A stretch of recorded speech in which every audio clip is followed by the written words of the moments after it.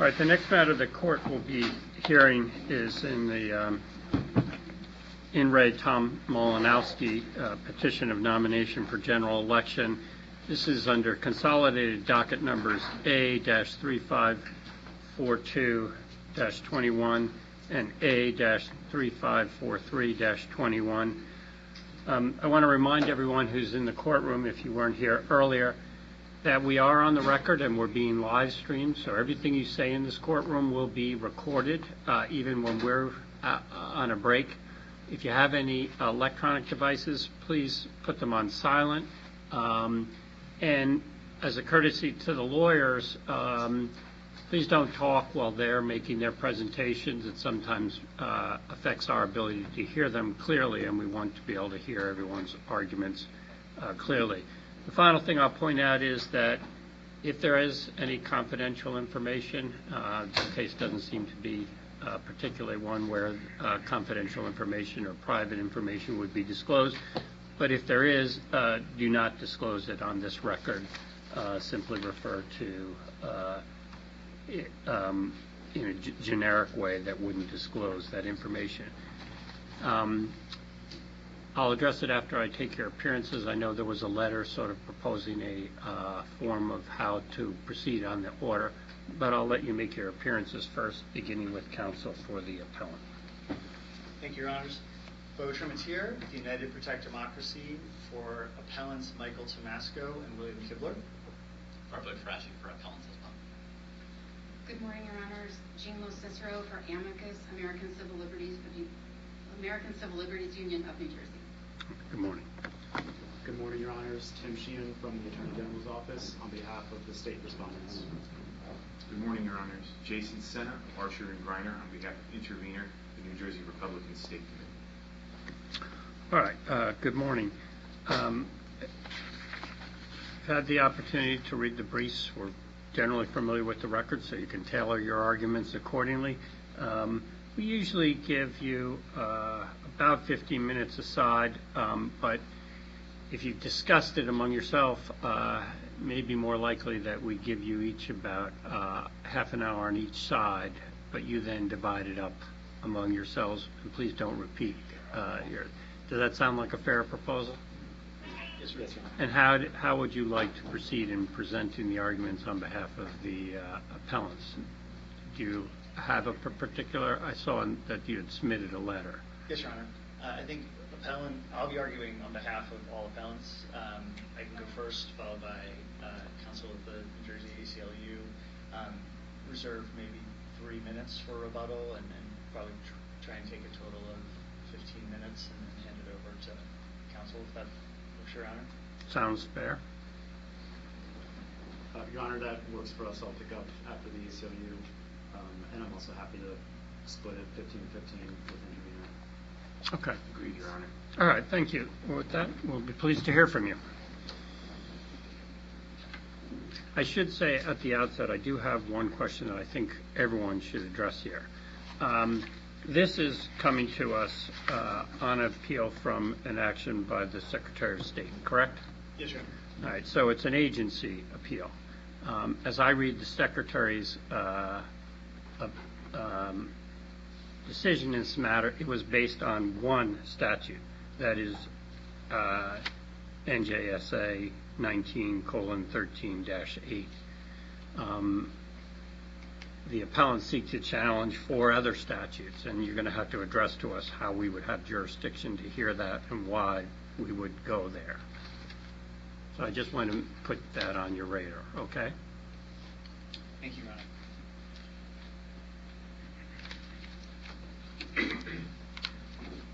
May it please the Court, I'm happy to address that at the onset and then move on to the rest of the presentation, just as it's a concern top of mind, Your Honor. I think you're correct that the Secretary relied specifically on one statute in reaching her determination to exclude this nomination, to reject it and exclude it from the ballot. Appellants raise all of the other statutes because they work the exact same effect. They accomplish the same thing that this statute, the one statute in dispute accomplished.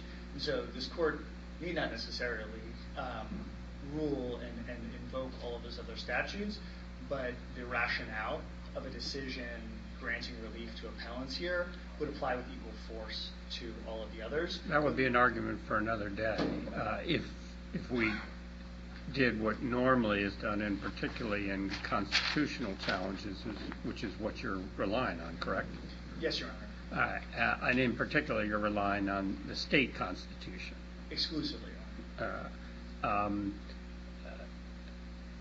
So you're probably well familiar with the law that normally cautions courts from getting into constitutional issues that aren't directly before it. In this situation, you have the compounding issue of the right of the Attorney General to come in to defend any constitutional challenge. In this position, you maybe have a decent argument that they were at least on notice at these 4 other statutes. But I would ask you, if that's really your position, that it's more by logical reference, then that's really an argument for another day before another court, depending on how this court rules. Would you agree with that? Certainly, Your Honor. Okay. I would just offer 2 points of clarification, but completely agree with that characterization. One, the appellants believe it is important to provide the context for the set of statutes that work together to create this categorical bar for a party like the moderate party to nominate its preferred candidate. And so it didn't matter which order in which paper was submitted to the state, that there was not going to be 2 nominations accepted by Representative Malinowski, and that there was this separate bar, even if 2 nominations had managed to be accepted, in which it would have not been permissible under this state statute for a county clerk to print both nominations. And so that's the only reason why we simply sought to explain the full ecosystem of statutes here, so there's no confusion that appellants inadvertently ran into an obstacle that easily could be avoided. It was simply to note that this is a comprehensive prohibition on this sort of political activity. With that, zooming back out for a moment, this case is about whether the state can deliberately exclude new ideas and new parties from the political marketplace. And when the political branches use the law to shut the window of political opportunity for those who do not already have power, it's the constitutional obligation of the court to call foul. So that's exactly what this court did in Council of Alternative Political Parties over 20 years ago in addressing the voter affiliation system. And it's what the Third Circuit did in Kim just a few months ago with the design of the primary election ballot. In fact, this case presents an even more severe constitutional burden than either of those 2 prior cases. And here we have a complete exclusion of a new party's nomination from the general election ballot. In turn, this forces the party's voters to instead associate with and support a rival party as the price of admission for voting for their own party's preferred nominee. And given that a party's nomination and its placement on the ballot are essential aspects of the electoral process, these restrictions strike at the heart of fundamental political rights. Courts, including federal and state courts here in New Jersey, have recognized that anti-fusion laws impose harm of constitutional dimension. To be clear, even the state's best case, the Timmons ruling, expressly held that anti-fusion laws burden a minor party's constitutional rights. But these injuries are particularly severe in this case in the context of the New Jersey Constitution, which, unlike its federal counterpart, contains specific textual protections for collective political activity without government interference. The state's position here is simply incompatible with the unique textual protections for assembly, consulting for the common good, and making opinions known to representatives. That issue is one of first impression, is it not? Yes, Your Honor. Right, so, because as I've read the existing law so far and the two times that New Jersey courts have addressed it, they have applied the federal balancing test, correct? Your Honor, would you mind clarifying which cases you're referring to? Yes, I'm referring to the Rutgers University Student Assembly case, as well as the Council of Alternative Political Parties. So, and I can verify this, Your Honor, I believe that the Council for Alternative Political Parties was exclusively a case under federal law. I don't believe the state constitution was at issue there, but I could be mistaken. The Rusa case you cited first certainly was interpreting the state constitution. It does not appear to be, in that case, they determined, that court determined that Anderson verdict was the appropriate standard of review for a case like this. Our position is that, sorry, Your Honor. And you're not aware of any other case that has applied a strict scrutiny standard in an election context? Warden, Your Honor, in a similar context applied, what was it that time called the compelling interest standard, but functionally is the same as strict scrutiny. And the Supreme Court, the state Supreme Court has never adjusted that ruling or suggested that's no longer the appropriate standard for reviewing state political rights like those at issue here. And so, going back 200 years, a political party has been the most important form of political association, and a candidate nomination has been the most important associational function that a party performs. Preventing the moderate party from nominating who its members believe best represents them directly interferes with internal workings and puts the party and its voters in an untenable position. They have three options.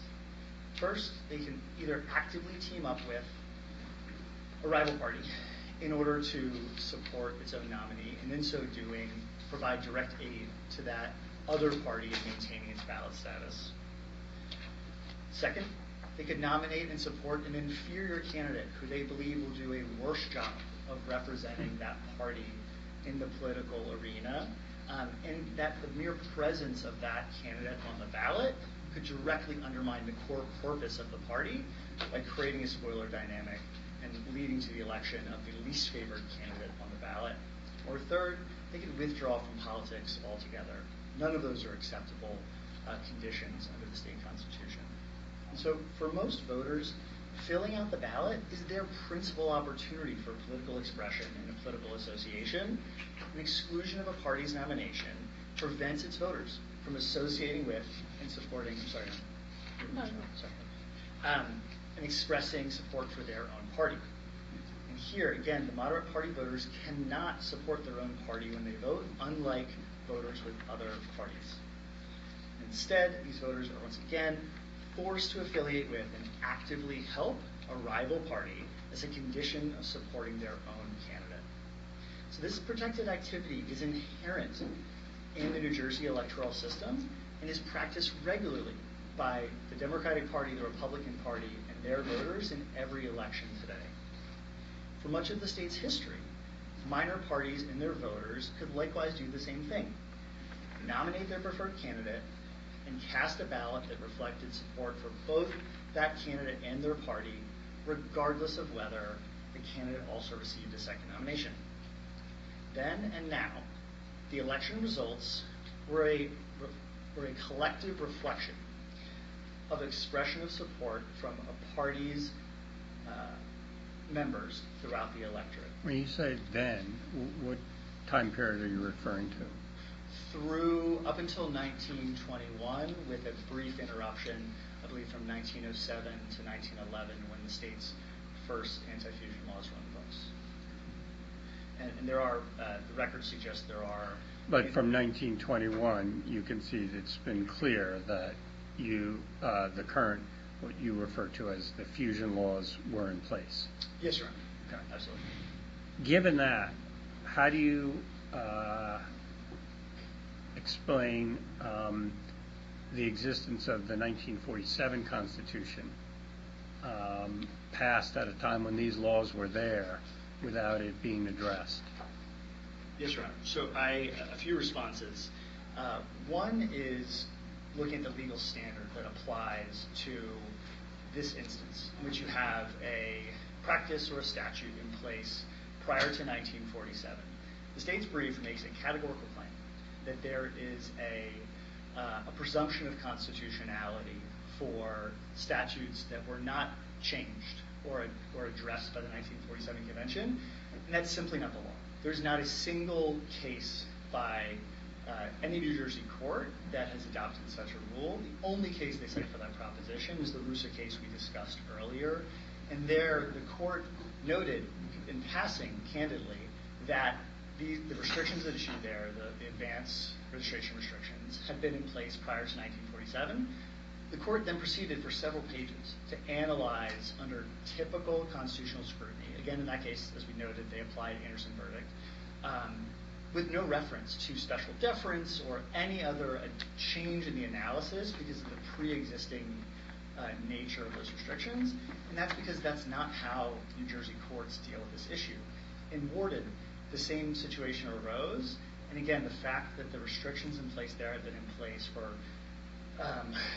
for advanced registration and the understanding of what it meant to be domiciled for college students, those have been in place long before the 1947 convention, and that in no way affected the court's analysis.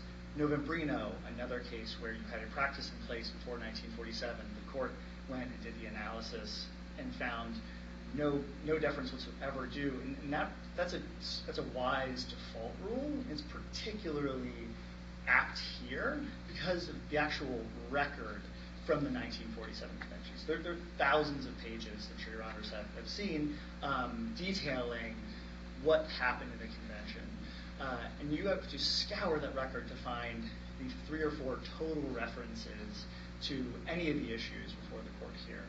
And what happened was there was a proposal submitted to add an affirmative right to fusion, which again is not what's at issue in this case. This case is about the typical application of long-standing fundamental rights. So there's a proposal to add an affirmative right to fusion.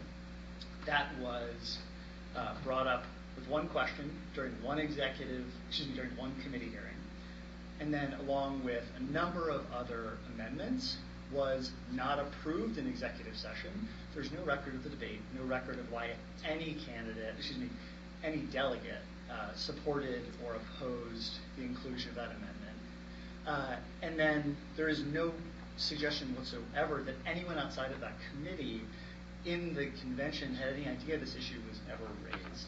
So the idea that that thin record would forever narrow the application of fundamental rights ratified in 1844, rights that New Jersey courts have spoken about time and time again as being capacious and broad and needing to adapt and be flexible as time moves on. The notion that ratifying inaction would somehow foreclose the typical application of constitutional Wasn't this in scrutiny. 1947? Excuse me, Your Honor? Wasn't it in 1947? You said 1844. So all of the fundamental rights provisions at issue here were ratified with the initial Constitution. None of them were changed in 1947, with the exception of the right to vote was expanded from, I believe, applying previously to just white male inhabitants to include all adult citizens. And so when the convention was, again, very briefly analyzing the fusion issue, it wasn't doing it in the context of assessing whether those fundamental rights no longer applied to the ability of a party to cross-nominate its preferred candidate. It was, again, in the context of whether an entirely separate part of the Constitution should be amended to add an affirmative right to fusion. And the convention's rejection of that amendment was prudent. It was consistent with the governing instructions from Governor Driscoll, who said at the onset, we're not legislating here. What we're doing is we're establishing firm, broad principles that courts will then apply and in facts-specific cases. And New Jersey did not want to have a constitution, I believe, like Alabama or Mississippi, that looks like a statute book. That was certainly not the purpose. And so the idea of adding an affirmative right to cross-nominate would have been inconsistent with the overarching instructions provided at the onset of the convention.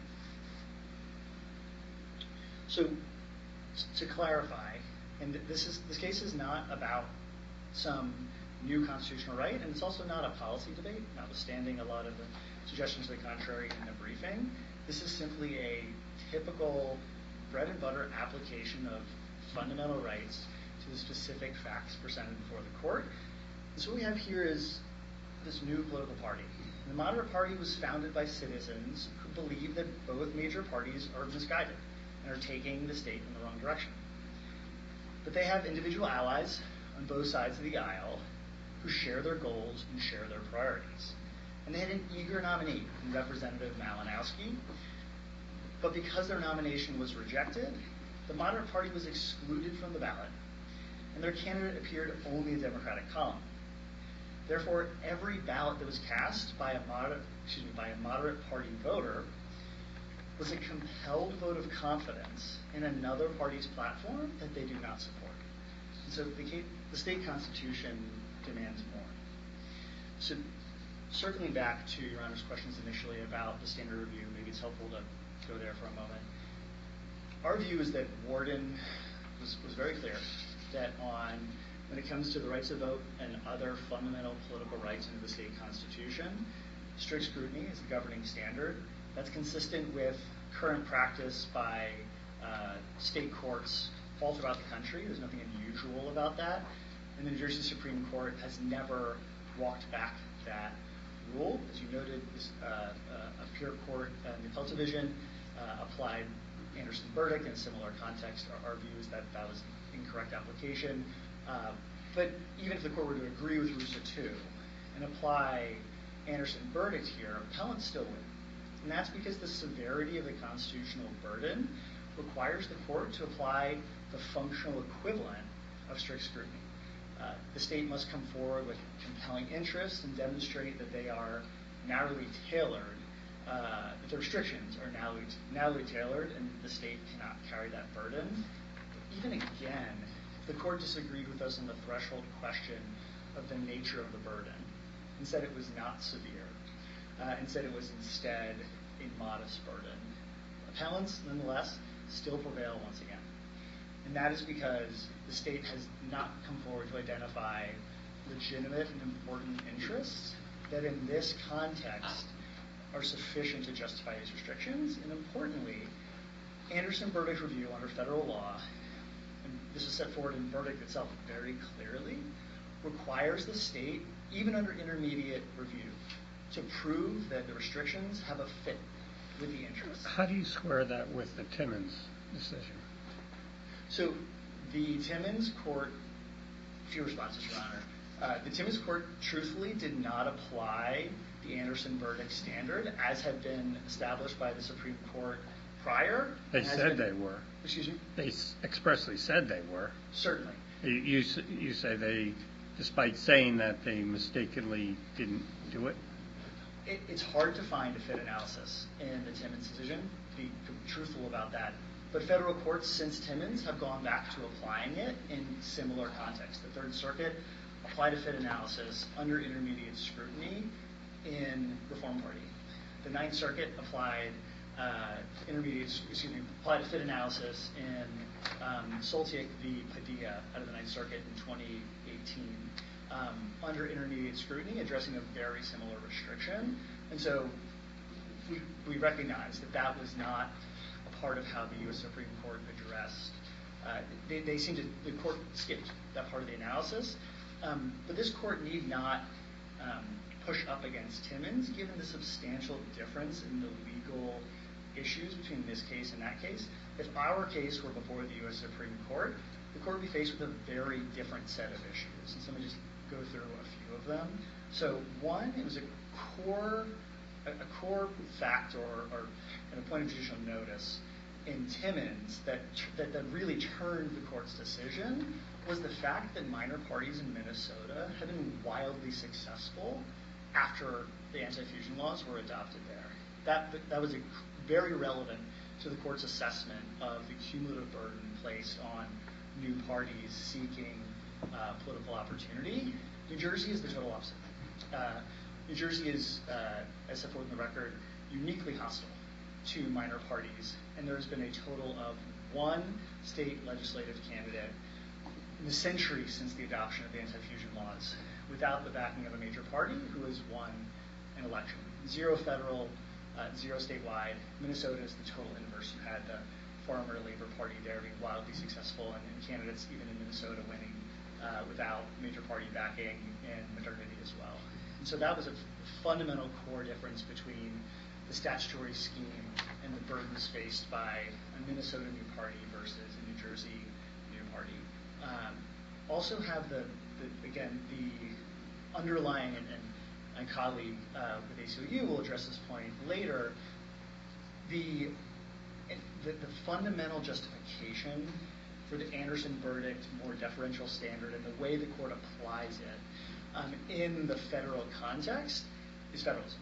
The whole reason why federal courts are appropriately judicious when looking at acts taken by the states, and that adopting sweeping national rules is something that federal courts should be very wary of doing. Those interests don't apply in this situation when one co-equal branch of the state government is assessing whether a co-equal branch has violated a line set forth in the state constitution. We also have here, again, I noted this at the beginning, unique and specific constitutional text suggesting that the New Jersey Constitution provides rights far above and beyond those recognized under federal law and recognized under many other states. As Your Honor noted, courts have not had opportunity to really build out a case law as to what language providing for ensuring that the people have the right to consult for the common good and make their opinions known to representatives means. That is certainly a new issue presented to this court, but it's hard to imagine language from a fundamental provision of the equivalent of the state's Bill of Rights that could be more applicable to this situation. When a minor party is seeking to nominate a candidate and place them on the ballot and cast votes in support of that candidate, that is quintessential collective political action in which they're consulting and working together, and the presence of that nomination on the ballot and the vote totals at the end of the day reflecting how much support that candidate earned from that party is how voters can make their opinions known to representatives in this context. It is completely on all fours with the conduct at issue here. The action here, when did you file it? So the nomination, pardon Your Honor, I just want to make sure I don't mix up the dates. It was June 2022 was initially when the nomination was rejected. I believe the notice of appeal was filed in August of that year. I can double check, but I believe that's the timing. So a little over 2 years ago, Your Honor. Between that time and the modern Constitution, are you aware of any challenge to any of the fusion laws in New Jersey? Can I restate the question to make sure I understand? Have any other parties sought? Between 1947 and August 2022, are you aware of any action brought that challenged any of the fusion laws or the anti-fusion laws? No, Your Honor, I'm not aware of any cases. The reason I asked that question is part of your argument is this is so fundamentally clear that these are your rights, but it would seem that this issue would have come up before if it was so fundamental to the democratic process. And by I mean democratic, I mean that in the small d, not a particular party, but in the democracy. So how do you respond to that absence of case law? So I think 2 responses, Your Honor. I think the only time the New Jersey court has spoken about anti-fusion laws was in Patterson. To be clear, that aspect of the decision was not controlling. It was probably best construed as dicta, and it's not binding on this court. But that was a judge who very much understood, because he was living at a time in which minor parties were freely nominating their preferred candidates, And he said unambiguously that the legislature did not have authority to restrict nominations like this because he understood the motives as to why the parties in power were trying to squeeze them out of the political system, and saw how much that struck at the heart of their ability to freely associate and participate in the political process. So the only judicial discussion in the state on this issue is very supportive of our position. And the fact that other parties have not sought to participate, I can't speak to the intentions of other minor parties. All we know is this sort of conduct is essential to the moderate party and their desire to participate in the political process. And we see in other states that don't have anti-fusion restrictions like this, that minor parties have a much freer hand. They're not given anything freely. They have to earn their support. There's no equality of outcomes. There's no entitlement. But they have a free opportunity. They have, as the case law is noted, an opportunity, a window of political opportunity in which they can be equal participants and fight for support in the electorate. And the moderate party was formed in 2022 in order to do that, to advance their political goals, as any minor party has the right to do. And they were stopped at the threshold from being able to do that here. Thank you. Thank you, Your Honor.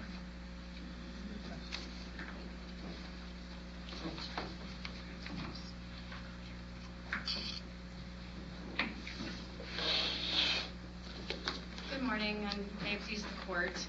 The ACLU of New Jersey, like the petitioners, is asking this court to find that New Jersey's anti-fusion laws are unconstitutional because they violate our state constitutional right to vote and the protections afforded for the right to free expression and association.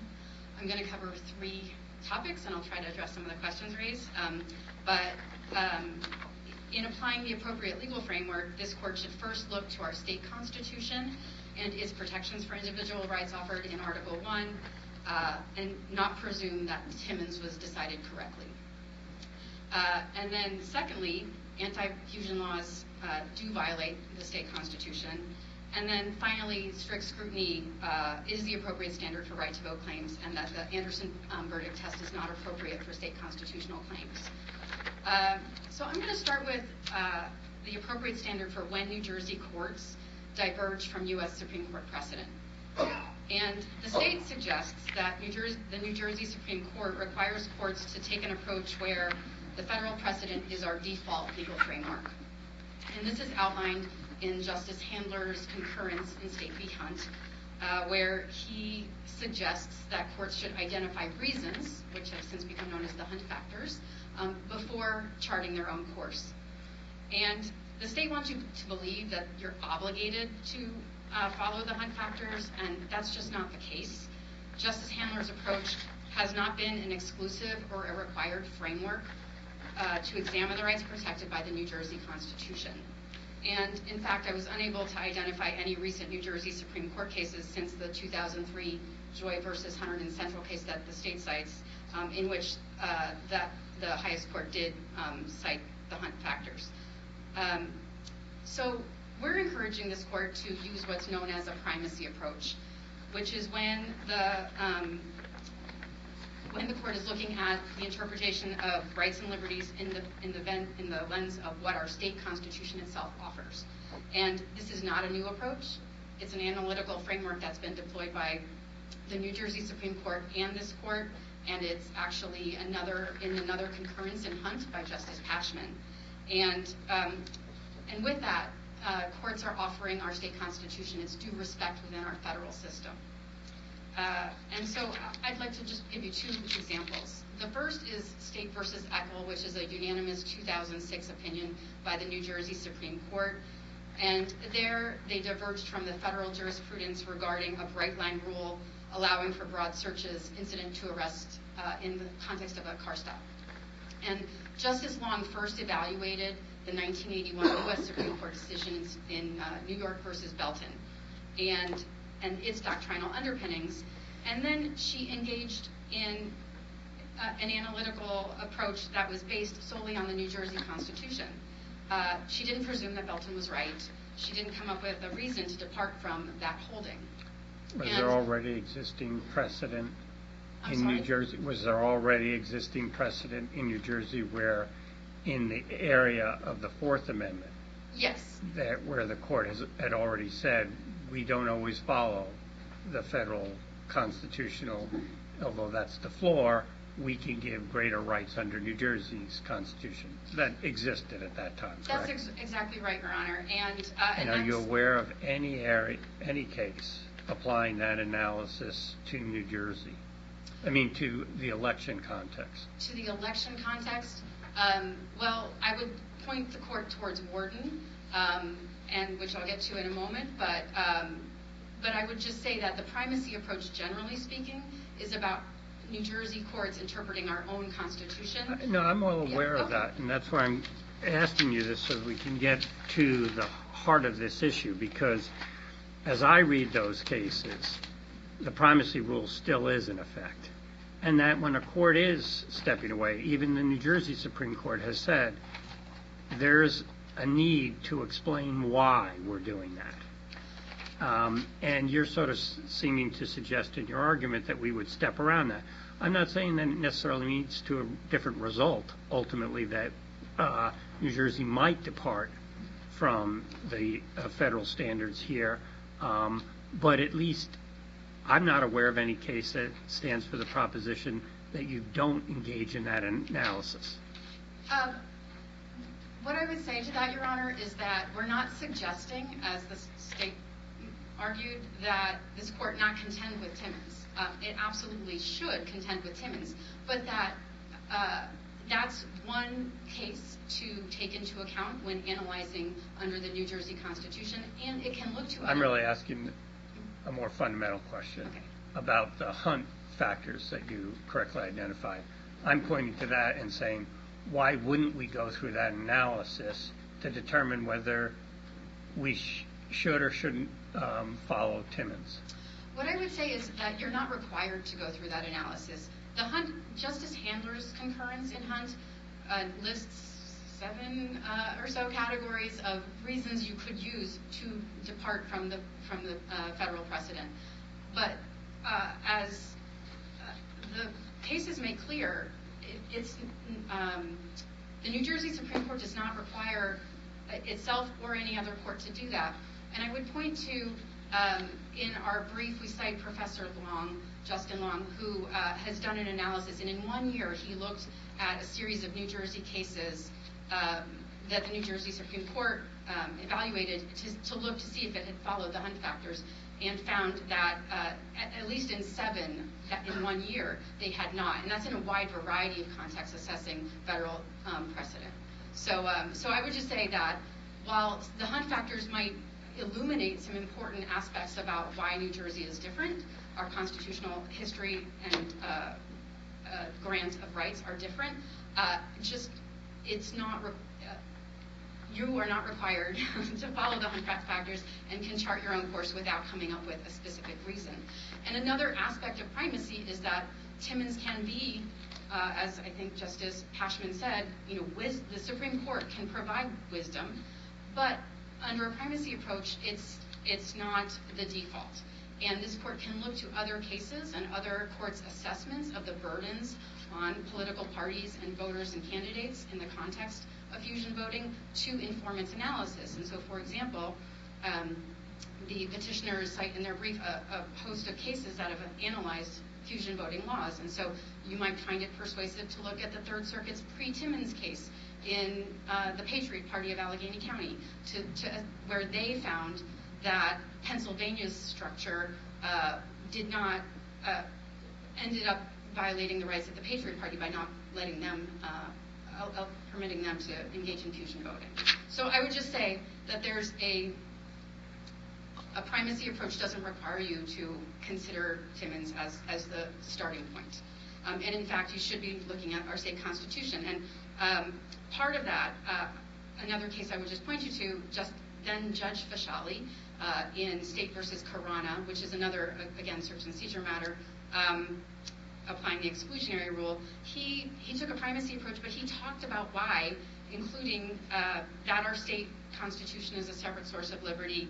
He also talked about the strength of in the diversity of competing ideas among the states, and so where courts can use their state constitutions to serve their people.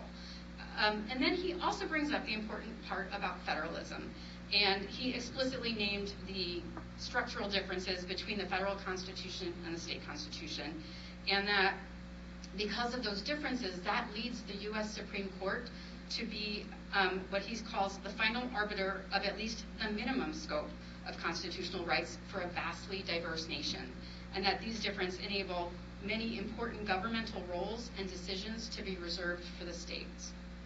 And so these differences have led to what's been known as a federalism discount, which we get into great detail in our brief, but just the thumbnail sketch is that where the U.S. Supreme Court is constrained by our 50-state system, and that leads them to be more deferential when they're faced with striking down a statute enacted by a state legislature.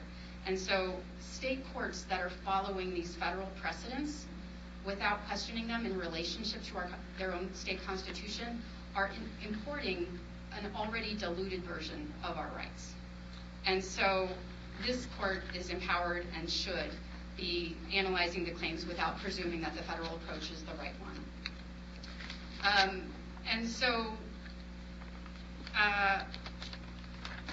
Timmons presents you with precisely the type of opinion where you should be skeptical of adopting its reasonings. And Mr. Tremitier noted some reasons during his presentation, but in the opening line of Timmons, the court acknowledges that most states ban fusion voting.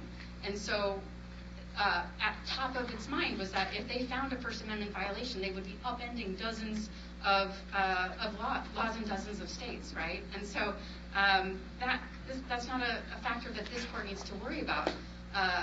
New Jersey courts are responsible for applying our state protections to the burdens that plaintiffs bring to you. And so I'll give you the same opportunity to address the question I asked of your colleague, which is, if this is so fundamental, why do you think that this is the first case that's presenting the issue? Well, I would first say that the idea that there's a long period of time between when in which a legislative scheme has existed and it hasn't been challenged should not be a factor in the court's analysis. But I would also point to the fact that the history is that New Jersey political parties, and I think the CAP case is an example of this, are really prevented from accessing the benefits of being a recognized political party, such that it can be very difficult to bring a case. And so there's just a lot of burdens on plaintiffs, as this record makes clear, that make it a challenge to bring an affirmative action. So that's how I would respond to that question, Your Honor. Thank you.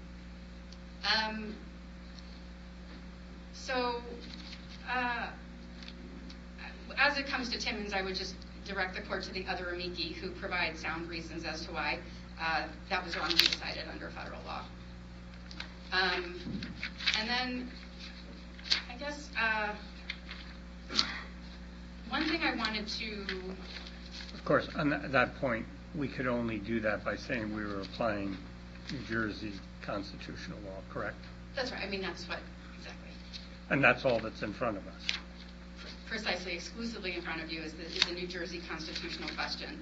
And I guess I would say that one pivot I would like to make is to the vote tally issue that didn't come up during the presentation, but I know that the respondents have raised it. The disaggregation of vote tallies is not a speculative aspect of this case, and so issuing an opinion on that would not be advisory. And I'll tell you our position on that, Your Honor, which is that New Jersey has designed this statutory scheme in which the ballot is used as a place to select a candidate, associate with a party, and critically to build party power that makes a party eligible for state benefits. And so it's precisely because the state uses the ballot to measure voter support for parties that it's part and parcel of the relief that the petitioners are entitled to. And it's just, there's this fundamental question about how could a minor party achieve recognized status if its voters are not counted by the state. And then I'll just close on the question you asked about Warden and the standard here. So New Jerseyans, in the right to vote context, New Jerseyans can look to a whole affirmative section of our Constitution that gives regarding the right to vote. And the New Jersey Supreme Court and others have referred to this as an exalted part of our constitution, and so fundamental that there's a democracy canon that requires courts to read statutes liberally that effectuate the public policy in effectuating voter enfranchisement. And so the Anderson verdict test is not appropriate here because the federal Constitution does not provide an affirmative right to vote. And so out of that structural difference is the fact that the U.S. Supreme Court has developed its jurisprudence around the right to vote in the context of equal protection principles. Because when they look at the equal protection claims, when they look at voting rights claims, it's often in the context of the 14th Amendment equal protection analysis. And so Anderson verdict has created this sliding scale balancing test, which emerges from this federal structural difference. And so the U.S. Supreme Court's federalism constraints apply similarly, which is they often avoid using the 14th Amendment to disrupt state lawmaking. Now, Warden announced it 50 plus years ago, looked at the New Jersey Constitution and the fundamental aspects of our right to vote, and announced this compelling state interest test to be used for state constitutional claims. And it's been used in at least 2 cases. We've got Afran versus Somerset, and then the in-rate absentee ballots cast at the Trenton Psychiatric Hospital, where Warden has been applied. I think RUSA is an outlier, and we would just flag for the court that we think it's doctrinally suspect for the court to hold. So when you're talking about burdens on the rights of voters, the RUSA court distinguished itself from Warden by saying, well, it's not about comparing 2 different groups of voters. It's an equally applied burden, this advanced registration statute. And we would, the ACLU submits that you shouldn't put a lesser standard when a burden is affecting all voters, not just a subset of voters. And so that you should see that as an outlier to the jurisprudence that the New Jersey Constitution requires. And unless you have any further questions. Do not. Thank you. Thank you. Just on that last point that you were making, isn't that really part of an equal protection analysis, and wasn't that what the court was addressing there? In RUSA? Yes. I would say that the equal protection analysis regarding the same-day voter registration? Well, the point that I understood the court to be making in there was that there wasn't any equal protection problem because it applied across the board, not just to specific groups. That's right, and so we would submit that just because there isn't an equal protection problem doesn't mean that a voting rights statute doesn't burden, that a voting rights statute that affects all voters shouldn't be held to the highest standards of judicial review. Okay. Okay, thank you.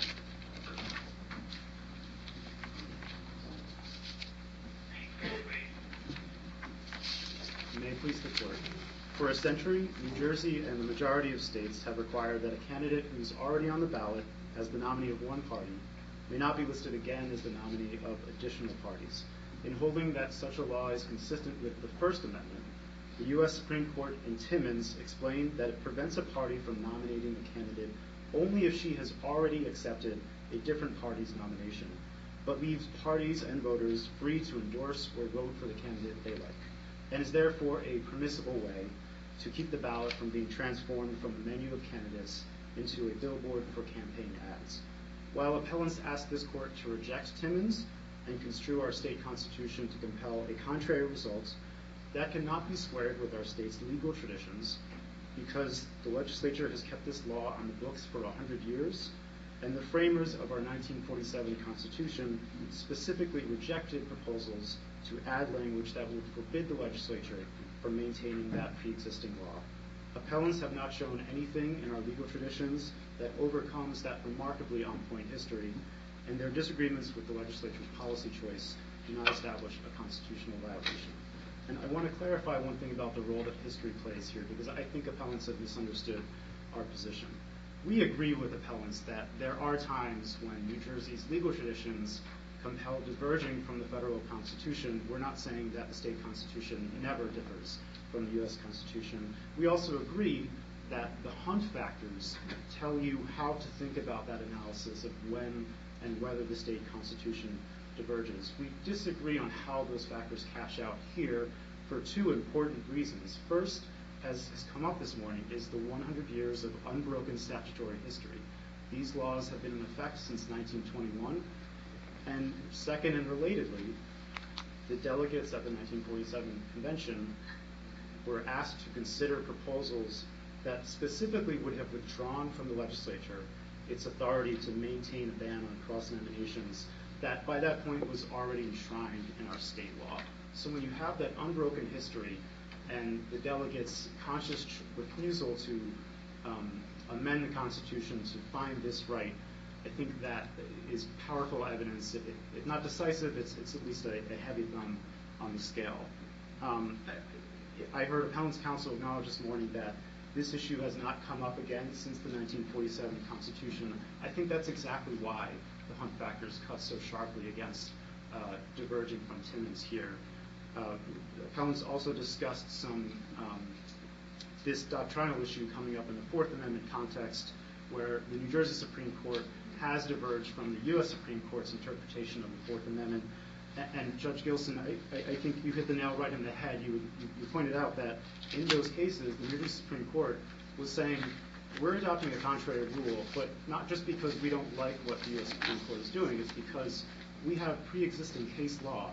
We have construed the exclusionary rule in such a way that it doesn't really make sense to find this new good faith exception or some other exception to the exclusionary rule. The New Jersey Supreme Court was not just coming up with this out of whole cloth.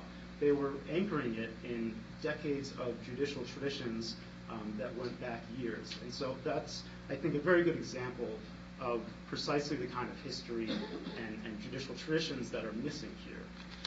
So you argue for a balancing test as applied in Timmons, correct? Even if New Jersey was to apply its own constitutional standard, you would say the correct thing to do would be adopt that balancing test, correct? We think that Timmons' analysis under the federal constitution is the same analysis under the state constitution. Which is a balancing test, looking at what's the impingement on the right, which even the line of cases leading up to Timmons, and I believe in Timmons itself, recognize that there is an impingement on the right to vote any time you limit how a party can be listed. But in that case, they looked on the other side and found the state's interest overcame that, correct? That's right. So identify for us, if you would, what the state's interest in this case is in having anti-fusion laws. So, Your Honor, we identified a number of interests in our briefs, and I'll highlight just one or two that I think are really doing the most work here. The only thing I'd ask you to do is start with your strongest and go to your weakest. That's usually my approach to this, Your Honor. I just want to make it clear. So I think their primary interest is what we call ballot manipulation, and this is just the idea that if you have the Democrat candidate says, I really want the voters to know that I'm the best candidate on property taxes, and so this candidate forms the No New Taxes Party, and he has them endorse him as their candidate. So the ballot now signals that this is not just the Democratic Party candidate, it's the candidate who's going to lower taxes. And Timmons explains that this is an acceptable interest for states to try and prevent this manipulation of the ballot real estate, because the ballot primarily exists to be just for candidate selections, for a voter to choose the candidate they're voting for, not as a forum for campaign advocacy. And so that's what Timmons itself recognizes, that there's a risk this can happen. That's an acceptable interest for the states to try to pursue through this kind of policy. To be clear, we're not saying that's the only thing that cross-nominations can be used for. There are bona fide third parties. We're just saying that this is a risk that the Supreme Court has already acknowledged and is an acceptable interest, particularly given the slight burden on rights that this law imposes. If we're focusing just on the section that the Secretary of State cited, that statute being 19:13-8, do you read that as prohibiting not only in this case, using as an example that Mr. Malinowski would have been listed twice, would he be able to have been listed as one time, Democratic Party candidate, and just below that, N, moderate party candidate? So the specific section, I'll just answer that in two parts. The specific section the Secretary cited just says that you can't accept another nomination petition when you've already accepted another petition. There is a procedure in our state law that I think is even more generous to third parties than what you had in Timmons, which does say that essentially, while Malinowski could not have accepted another party's nomination after accepting the Democratic nomination, he could have opted to note his affiliation or the endorsement by the moderate party on the ballot itself. That's NJSA 19:14-9. The way that would look is there would still be Tom Malinowski would only be listed a single time on the ballot, and he would still appear in the Democratic column, but next to underneath his name, he could note that endorsement. So our state law does afford third parties and candidates this additional ability to note their affiliation on the ballot, even without allowing cross-nominations. That specific section again was what? That is NJSA 19:14-9. And I think appellants have said in their briefing that that's not actually a real thing, that you're not allowed to do that. I think they're just kind of conflating two different concepts. What that section says is it distinguishes between receiving a nomination petition and accepting a nomination. It says that while you're not allowed to accept more than one nomination, if you receive multiple nominations, you can accept one of them, and the one that you have not accepted or you rejected, you can note the endorsement on the ballot. I'll just be clear, I don't think this happens a lot. We're not aware of an example of a candidate doing this in recent history, but appellants themselves do. Doesn't that run right into the problem that you say is the compelling state interest, or the state interest here? Because you gave us as an example a candidate being nominated and then forming another party, giving it a catchy name, and then having that endorsement and having that listed on the ballot. I always understood these laws to prevent that. Yes, so the difference here is that the statutes that are being challenged prevent a candidate from appearing multiple times on the ballot.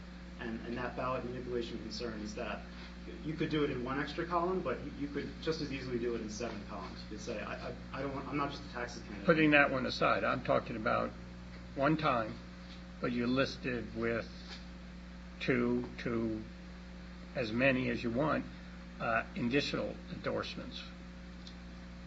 It doesn't implicate those same concerns because you're still only appearing once on the ballot, and you have to designate which nomination you're accepting. So here, if that had happened in this case, you would see Tom Malinowski as the Democratic candidate. That wouldn't change. There would essentially be fine print, but underneath the candidate's name, that just notes there is an affiliation with the moderate party too. And so that doesn't change the sort of visual layout of the ballot. There's not additional columns now with other slogans and party names that allow this candidate to, kind of take a stance on a bunch of additional issues under the guise of cross-nominations. It's still just one column, and the candidate is only listed once. And I point that out just to note that in Timmons, you just had the ban on cross-nominations, and the Supreme Court said that's still only a minimal or indirect burden because it doesn't directly limit third parties from getting access onto the ballot. It doesn't prevent their members from casting a vote for their preferred candidate. And this provision in New Jersey's law just means there's this additional opportunity for the moderate party to affiliate with Malinowski on the ballot that was actually absent in Timmons. And so we think if the burden was minimal in Timmons, it's even more minimal or more indirect in this case. Are there any other compelling state interests that you want to cite us to that other than ballot manipulation? Sure. So I highlight ballot manipulation because that is something that the Supreme Court in Timmons did accept. We highlighted several others. I think another one is sort of a concern about free riding, and this is just the fact that if you have cross-nominations, a single-issue party that doesn't really have bona fide support for its views can get on the ballot simply by nominating a popular candidate who's already on the ballot and sort of free riding up the popularity of that candidate. If that's sort of popular, maybe it's a major party candidate, they may not care at all about that single issue. They may not have anything to do with that, but they're just trading their name for additional real estate on the ballot. They're happy to do that to get an extra column, and that single issue party is in a sense inflating their support, even though they haven't really shown bona fide support. So that's an additional concern that the Timmons Court accepted as an interest that is underlying this law. And I just want to be clear that the Attorney General is not taking a view on policy merits of whether fusion should be allowed or shouldn't be allowed. But these are, just as a matter of constitutional law, these are interests that the Supreme Court has accepted and has said justify this kind of policy, given that it already imposes such a minimal burden on rights in the first place. How do you respond to the arguments about Warden? So I think Warden, there's a couple problems with appellants' reliance on Warden. First of all, this court in the Rutgers or RUSA did adopt the Anderson-Burdick framework, but not only that, it rejected this very reading of the Warden case and this proposition that Warden stands for, we just apply strict scrutiny for any and all burdens on the right to vote. RUSA was a state constitutional right to vote challenge. This court said, no, Warden does not mean we apply strict scrutiny just by default. Instead, we adopt Anderson-Burdick, and under that framework is this sliding scale framework where we look at the nature and severity of the burden. And that was an advanced registration deadline. And the effect of that is actually the voters are completely disenfranchised. If you don't meet the deadline, you don't get to vote. And this court said under Anderson-Burdick, that is not a severe enough burden to warrant strict scrutiny, and so it applied intermediate scrutiny. But you don't just have this court's decision in Rutgers. The New Jersey Supreme Court, in a case called In Re November 8th, 2011 election, which we cite in our brief, also rejected this strict scrutiny for all approach. That was a federal equal protection challenge to a durational residency requirement for candidates to get on the ballot. And what the Supreme Court said, it actually directly rejected an argument that strict scrutiny should apply because it means that a candidate voters want to vote for is now off the ballot. The court said, no, we look at the nature of the burden. We ask, does this directly interfere with the ability to cast a vote? And the court said it does not, and it applied intermediate scrutiny, even though that residency requirement did have a quote, significant indirect effect on voters' ability to cast a vote for that candidate. After all, if you don't meet the residency requirement, you're just off the ballot. Voters can't cast a vote for you.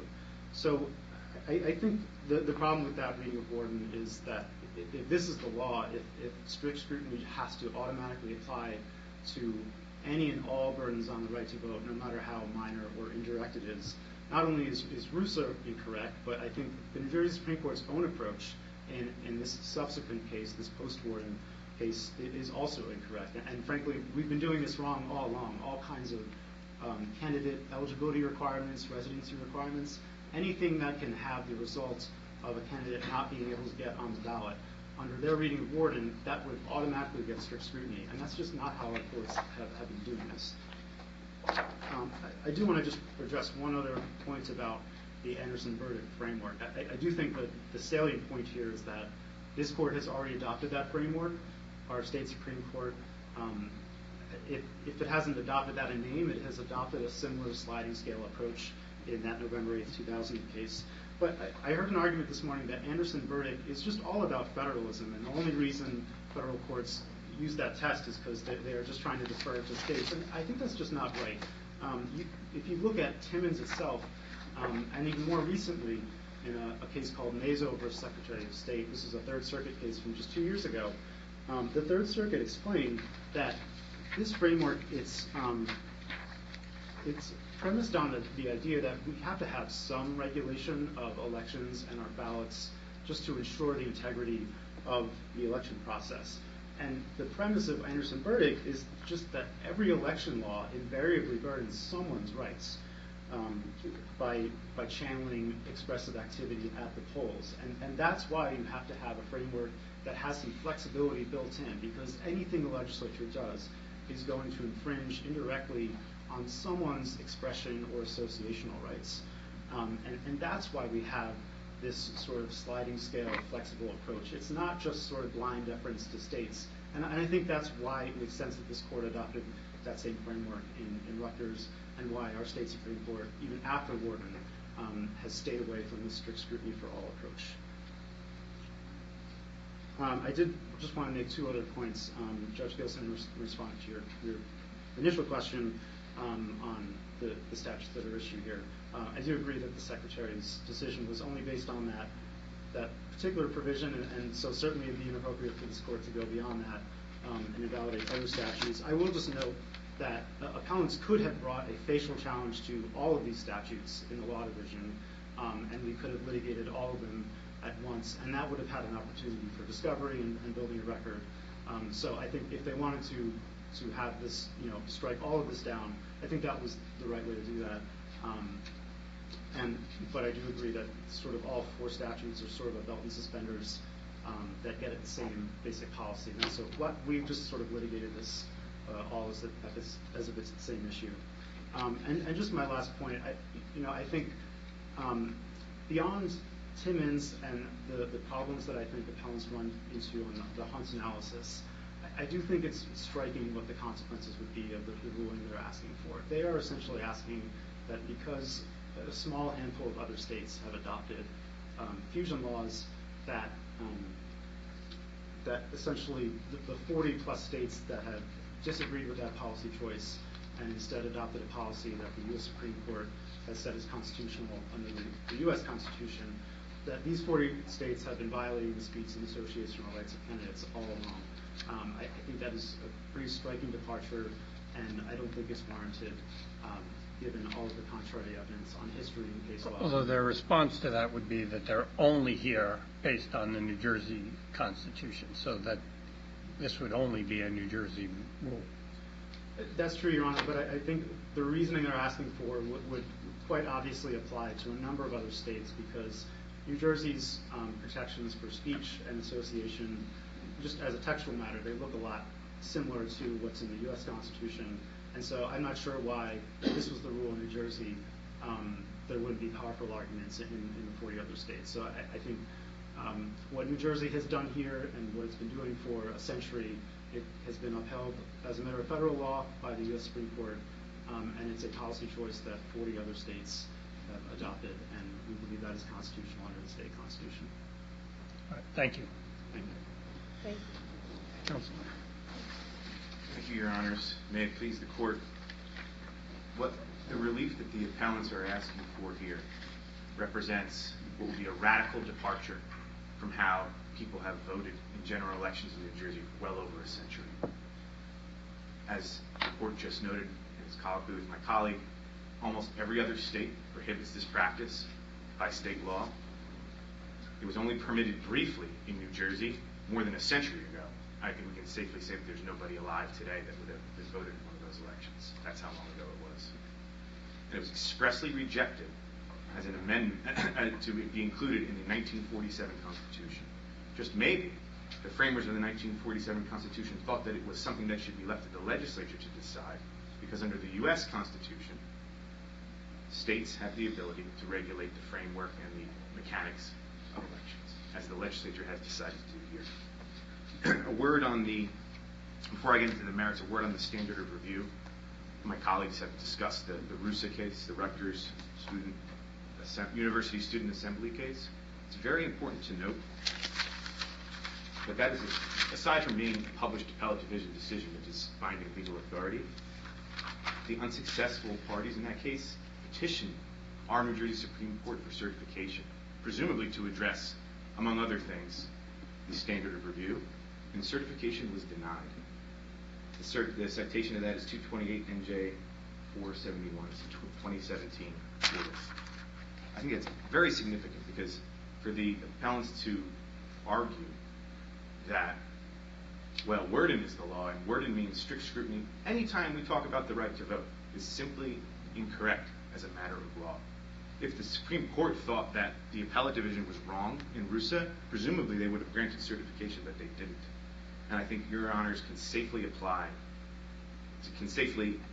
that the strict scrutiny analysis that was put forth by the Supreme Court in Worden was limited to the constitutional injuries and things that were the subject of that case. It's not an across-the-board strict scrutiny all the time.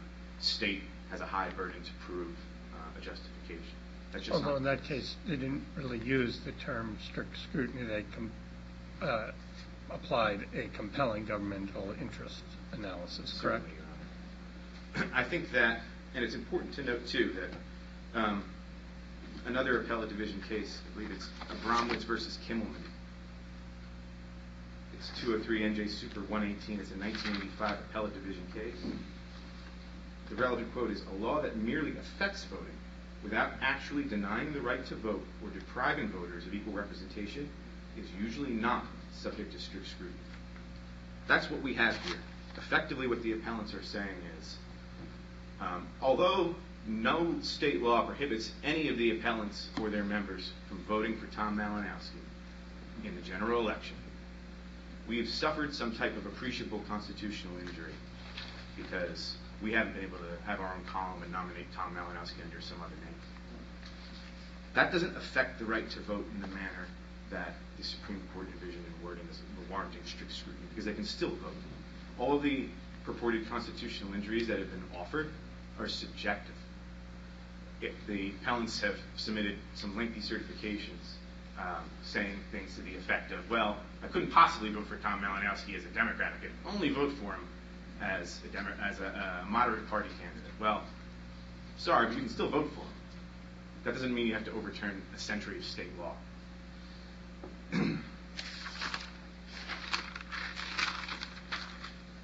The Hunt factors. State v. Hunt is a Supreme Court decision, which of course is binding precedent.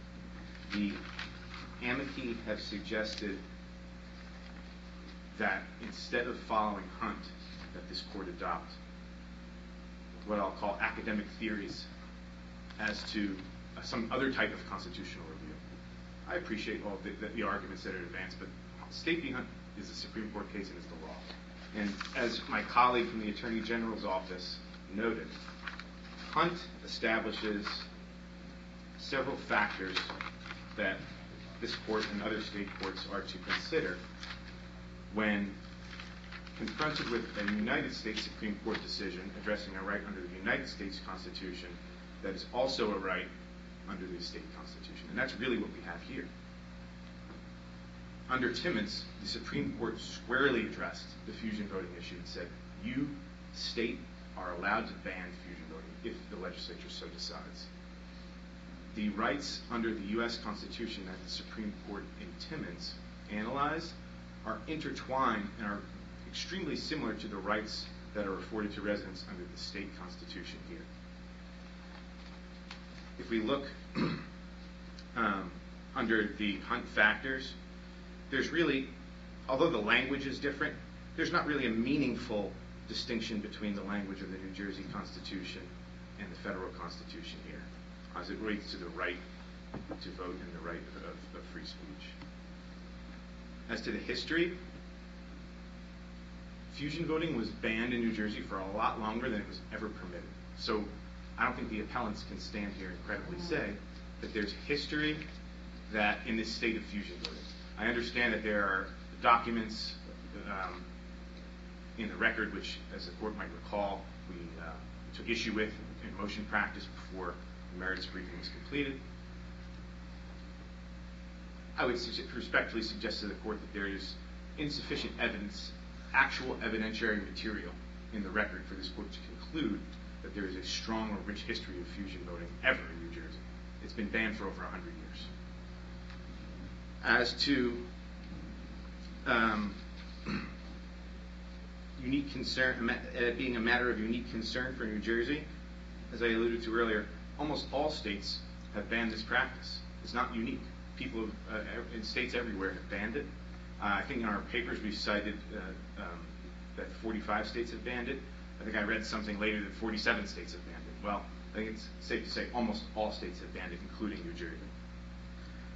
And there's really nothing in the record about any type of public attitude regarding fusion voting. I understand that there are documents in the record that purport to be a poll taken at an unknown time by unknown people with unknown respondents saying that, oh, sure, we love fusion voting and all the things that respond to the questions that we were asked. Well, we have no idea what the questions that they were asked were. I would respectfully submit that that type of information, which was clearly created for purposes of litigation, this questionable credibility, shouldn't serve as a basis for this court or any court to conclude that there's some type of public outcry for fusion voting.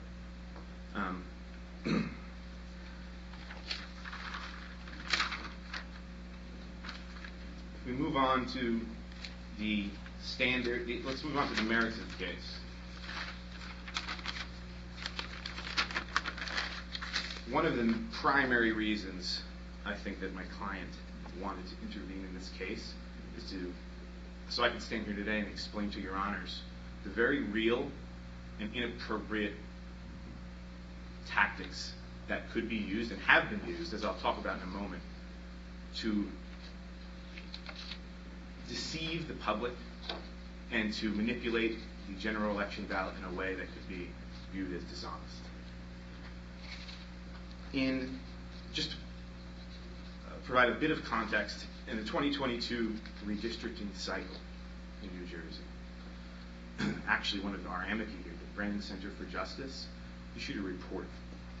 And in the report they said that the New Jersey redistricting map was such a significant Democratic gerrymander that it would have violated the proposed John Lewis Civil Rights Act that was in Congress at the time. It was so bad. Republican candidate got 46% of the vote in 2021 in the gubernatorial election, but we only have 25% of the congressional seats. Go figure. At that time, one district was viewed as being drawn to be perhaps competitive. That is this congressional district, the 7th congressional district, where former Congressman Malinowski at the time was the elected congressman. It's not a coincidence that of all the places in New Jersey, a group named the Moderate Party cropped up in the 7th congressional district, which was at the time viewed as being competitive, and just so happened to express a desire to nominate a candidate that was an incumbent congressman from the Democrat Party. The record that is before the court includes some information that I think the court should be aware of, and I would suggest to the court that we view the factual circumstances that led to the filing of this case with a heightened level of suspicion and as being illustrative of the type of evil that the state could justifiably want to prohibit. A woman named Susan Altman was the candidate for this congressional district in the 7th district this year, in 2024. She was a circulator on the petition for Congressman Malinowski. The Election Law Enforcement Commission, which is the entity that regulates, I'll call it campaign finance for political parties and political candidates, was in receipt of a form filed by the Moderate Party on June 7, 2022, where, and this is a public record, publicly accessible. Is this part of the record in this? It's not in the appendix, Your Honor. I would have added it if the circumstances were different and we had the opportunity to do so, but I think the court can take judicial notice as an official state document because it's publicly available on ELEC's website. I have copies if the court would like. The moderate party noted a woman named Jennifer Holdsworth as a person other than the chairperson having direct or indirect control over the affairs of the continuing political committee. Just so happens that Jennifer Holdsworth used to be the state political director for the Democratic State Committee. I guess she wasn't then because she listed herself as being a consultant in Arlington, Virginia. Two major players in Democrat politics are documented as having something to do with the formation of the moderate party. I'll also further note that the moderate party filed documents with ELEC as what's called a continuing political committee. That's the state law version of a PAC, political action committee. That's not the same thing as a political party. It's a separate form. It's a separate creature of statute. In fact, ELEC only has 4 political parties in New Jersey that have registered with it. They are the Democratic Party, the Republican Party, the Green Party, and the Libertarian Party. As we stand here today, the appellants who claim to be a political party wanting a place on the general election ballot haven't even filed the required paperwork with the Election Law Enforcement Commission. So we already know from the record the appellants themselves submitted in other publicly available documents that there's something at work here, and I think that the state is well within its rights to prohibit cross-nomination to prevent circumstances like this where you have clear players from the major party essentially trying to set up what I believe to be a front group to cross-nominate their own candidate in the general election to create what the appearance would be of a chorus of support on the general election ballot. That type of speech on the general election ballot, as noted by the Third Circuit Court of Appeals in the Mazzo case that was cited in our papers, is not entitled to the same level of constitutional protection as speech that takes place outside the voting booth. Core political speech, passing out leaflets, sending mail, talking with voters, having an interaction with voters. That's the type of core political speech that political parties are entitled to a certain level of protection under the Constitution, state and federal. Once you're in the voting booth, the level of protection that a political party is entitled to for speech on the ballot, we'll call it, is much less. Because the state has the right and the ability to regulate the mechanics of the election process through statutes as they have here. Facially neutral, generally applicable to all candidates. It's not directed toward minor parties. But I think here that the final point I'll make regarding what I'll quite frankly call gamesmanship that I think has gone on here and will continue to happen if this practice is allowed with much greater frequency and intensity, is that there was a group out of Washington, D.C. in 2022 who was aptly named the Moderate Party Independent Fund. Not the Moderate Party Incorporated that's the plaintiff in this case, but nobody can stand here with a straight face and tell me that it wasn't named that so that voters would think it was the same group. Anyway, it's a matter of public record filed with the Federal Election Commission that this group took in $500,000 donation from a different PAC called associated with then Speaker of the House Nancy Pelosi.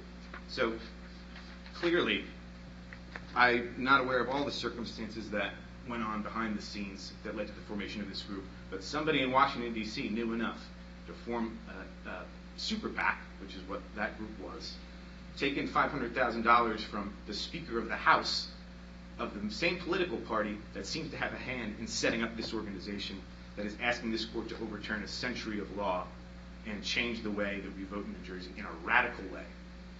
And I think that that is important because when you look at all of that, New Jersey has elections every year. Most states have off years where they don't have elections, but we have federal elections in even-numbered years, off-year gubernatorial and legislative elections in odd-numbered years. it leads to an environment where there's constant political activity, all times. You don't ever have time off from a political perspective. And if this practice is allowed, where major parties can essentially create proxies and have their proxies go out and cross-endorse their candidate to create the illusion of a chorus of support, when really the people who are setting this up are all the same people, that's bad for democracy, and it's bad for New Jersey. And I would submit to the court that that should not be allowed, and that the court should reject the challenge here that's before the court and affirm the Secretary of State's decision. I'm happy to answer any questions that the court might have. No, thank you. Thank you very much. Thank you. Thank you, Your Honors. We appreciate the opportunity to present so many issues this morning. I'd like to address 3 quick points in response to my colleagues.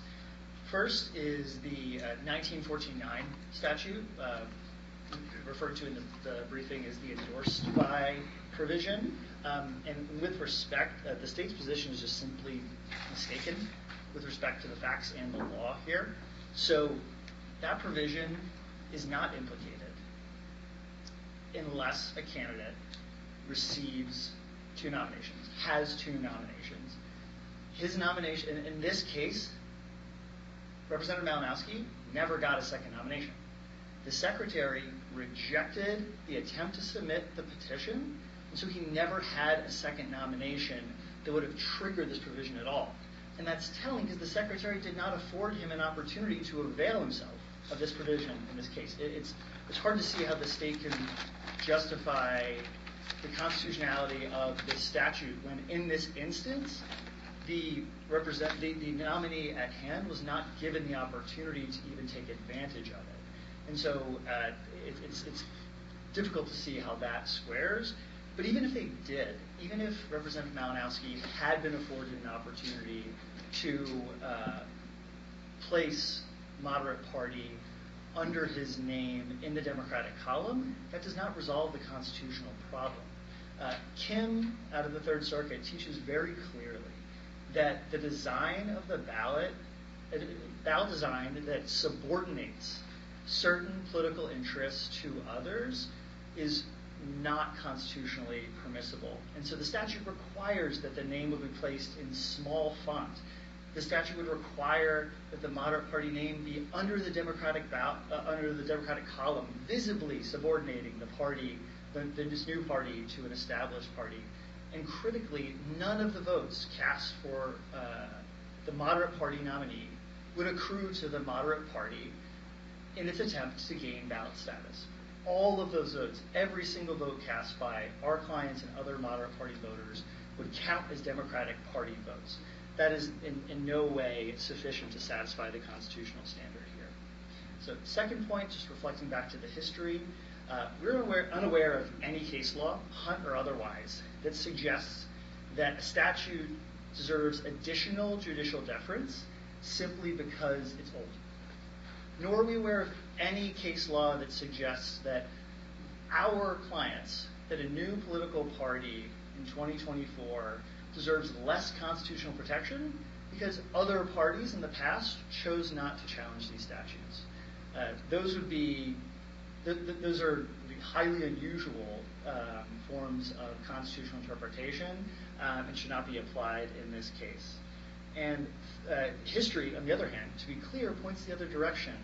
Looking first to the 1840s, when these constitutional provisions were initially ratified, that was a period in which parties were freely nominating candidates of their choice, including frequently when a candidate received the nomination of another party. The notion that two parties could freely nominate the same candidate was an inherent and an inalienable aspect of electoral participation at that time. Fast forward to the 1920s, and it's undisputable. The reason that these restrictions were adopted was to restrict political participation and make it harder for those who fell outside of the two major parties to meaningfully participate in the political process. And very briefly, just finishing on the fit point, which we discussed earlier, the other side has not articulated once why and again, acknowledging that Timmons itself did not apply the fit analysis, but looking at the body of Anderson verdict case law in which that is required even under intermediate review, the other side has not identified why they cannot avail themselves of any of the ample opportunities to address the specific interests at hand in a much less burdensome way, whether that be through changing signature requirements, as noted in Washington State Grange, ballot disclaimers that could specifically address any concerns of confusion, or some higher limit on the number of nominations that a candidate could receive. Unless the court has further questions, we do not. Thank you. Thank you very much. Thank you. We appreciate everybody's appearances and your presentations. They were well thought out. We'll take this matter under consideration, and you'll get a written opinion in due course. Enjoy the rest of your day. Thank you, Your Honor. Thank you, Your Honors.